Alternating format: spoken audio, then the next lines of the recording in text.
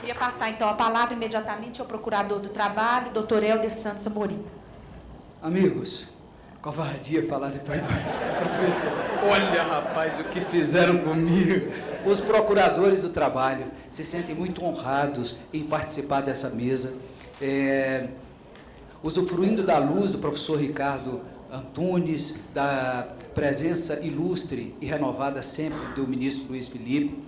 E agradecemos muito e com muita especialidade eu quero agradecer a minha querida amiga, professora Gabriela Delgado, com quem eu tenho tido a honra de dividir reflexões muito relevantes para a minha vida e eu acho que para a vida da minha instituição também, Gabriela, em relação a essa temática da terceirização de outras do mundo do trabalho e que certamente enriquecerão com a sua experiência, com a sua luz doutrinária, enriquecerão muito a nossa experiência. Professor Ricardo, eu vou me resumir, me restringir a minha função de debatedor para que o tempo seja amigo dos senhores que com tanta atenção estão até esse momento, né, prestando atenção e com tanta gentileza em relação a mim.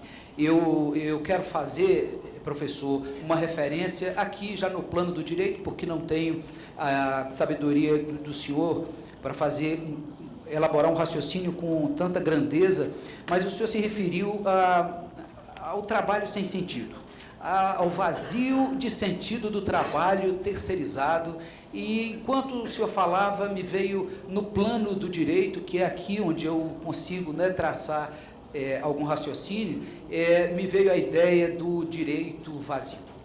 O trabalho sem sentido, no plano da terceirização, me remete à ideia da empresa vazia de empregados. Qual será o futuro do trabalho brasileiro se, de fato, o Supremo Tribunal Federal concluir que o empreendedor tem plena liberdade de contratar a terceirização em todas as suas atividades, na chamada atividade finalística?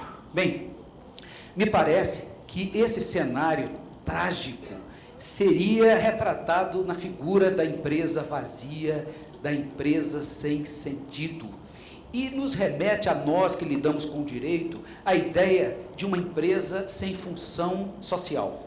A ideia de uma empresa que não tem substância comunitária, que não tem papel comunitário. É uma empresa que está a serviço único e exclusivo do lucro. O lucro pelo lucro pelo lucro. Essa empresa, sendo uma empresa vazia de empregados, no sentido mesmo da palavra, porque parece que ultimamente nós estamos com dificuldade em utilizar a expressão empregado, né? Há um preconceito em relação ao termo, que é um preconceito próprio do pensamento liberal, o neoliberal hegemônico, que quer nos convencer de algumas mentiras, né, e de tanto repeti-las, nos convencer de que já não existe emprego, de que já não existe empregado. Existe emprego, existe empregado, porque enquanto houver no sistema capitalista a necessidade do trabalho como instrumento, e sempre haverá, como instrumento de transformação, sempre haverá, sim, um modelo de trabalho subordinado, que é esse que nós conhecemos, tendo como polos dessa relação de trabalho um patrão e um empregado. A empresa vazia é a empresa que não poderá, aliás, melhor, a empresa vazia de empregados é aquela que poderá se esquivar de cumprir, por exemplo, professor, a cota de deficientes. Por quê? É uma exigência constitucional, e hoje a norma infraconstitucional estabelece que o cumprimento da cota de contratação de deficientes se dá por um cálculo feito em relação ao número de empregados. A partir de 100 empregados, a empresa já é obrigada, de forma escalonada, a contratar pessoas com deficiência. Se a empresa pode terceirizar tudo, ela não tem empregado para efeito de incidência de uma norma de direito fundamental protetiva de pessoas com deficiência que precisam do mercado de trabalho e da inclusão como instrumento de afirmação da sua própria dignidade. Segundo aspecto, a empresa que terceiriza tudo pode se esquivar de, por exemplo, contratar aprendizes. É outro direito de natureza e com fundamento constitucional, calculado hoje, aliás, estabelecido, com incidência legal, sobre o número de empregados, né, da empresa contratante. É um percentual sobre o número de empregados, assim incide a norma, e a empresa pode se esquivar do cumprimento dessa sua função social, desse programa de inserção do jovem, num processo de qualificação através do sistema S.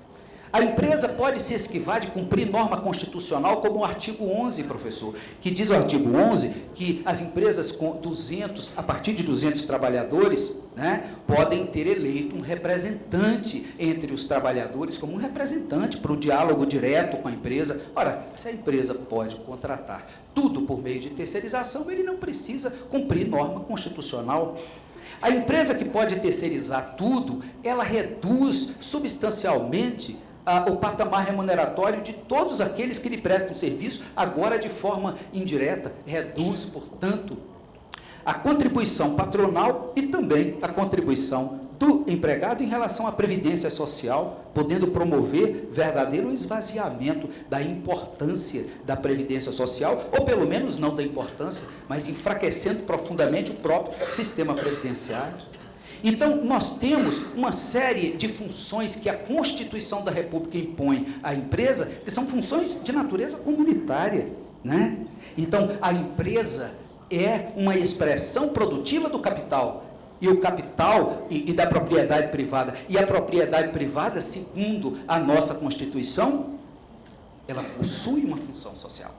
E a função social da propriedade privada produtiva é essa, é a de gerar trabalho com dignidade. Essa é a nossa expressão constitucional. E aqui, quando o senhor se refere, então, ao trabalho sem sentido, me remete a essa figura da empresa sem sentido, da empresa que visa e que está a serviço apenas do lucro como fim último.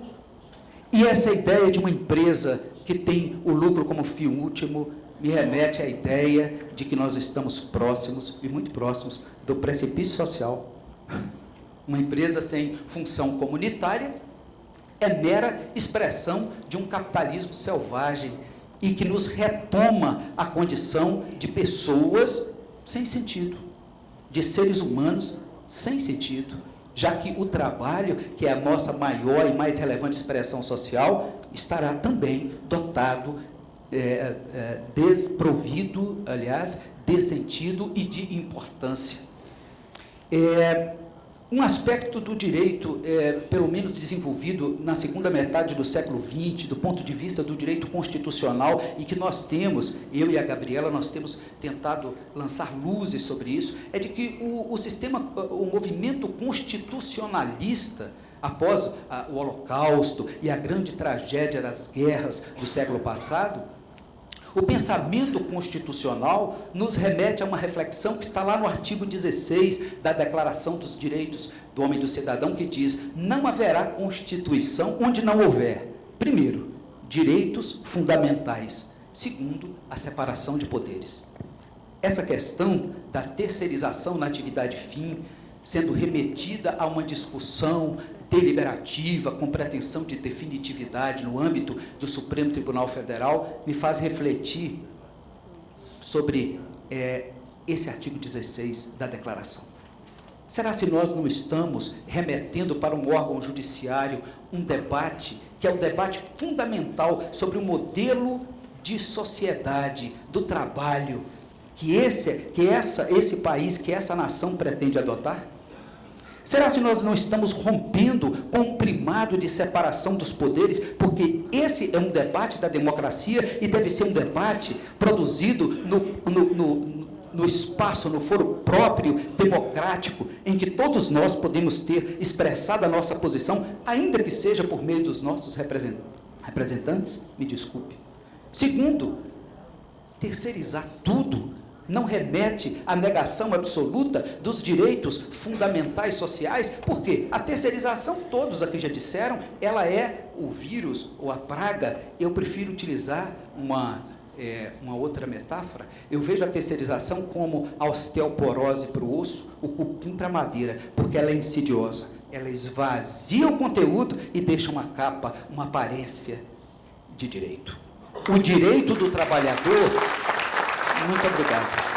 O direito do trabalhador terceirizado é um direito carcomido, ele é um direito que tem aparência de direito, mas que tem um sentido esvaziado. Por quê? Porque a efetividade do direito é o que lhe confere sangue nas veias, né? Para ele se reproduzir e se tornar instrumento de transformação.